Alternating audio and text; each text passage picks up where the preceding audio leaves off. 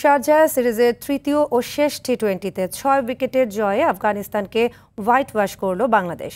Toss হেরে আগে ব্যাটিংয়ে নেমে বাংলাদেশের নিয়ন্ত্রিত বোলিংয়ে নির্ধারিত 20 ওভারে 143 রান তুলতে সক্ষম হয় আফগানিস্তান।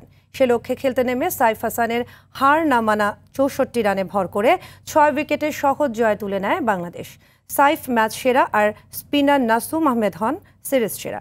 বিস্তারিত জানাচ্ছেন মুমসাদ দিনুরি। প্রথমবারের মতো আফগানদের 3 ম্যাচের টি-20 সিরিজে হোয়াইট ওয়াশের হাতছানি।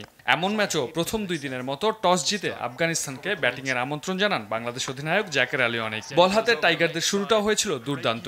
শরীফুল, নাসুম, সাইফুদ্দিনদের বোলিং তোপে 100 রানের আগেই সাজঘরের পথ ধরেন 8 আফগান ব্যাটার।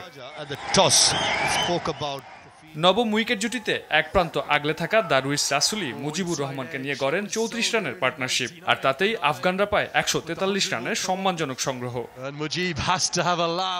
বাংলাদেশের হয়ে সর্বোচ্চ 3 উইকেট শিকার করেন সাইফুদ্দিন। এছাড়া 4 ওভার বল করে সমান 24 রান খরচায় 2টি করে উইকেট নেন নাসুম আহমেদ ও তানজিম সাকিব।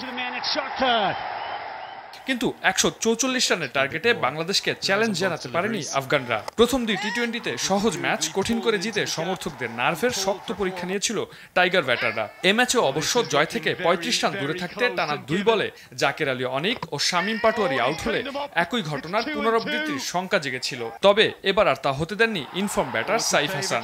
7-6 ও 2-4-এ 38 বলে 64 রানের ঝলমল ইনিংস খেলে দলকে জিতিয়ে তবেই মাঠ ছাড়েন বাংলাদেশের নতুন ব্যাটিং সেন্সেশন।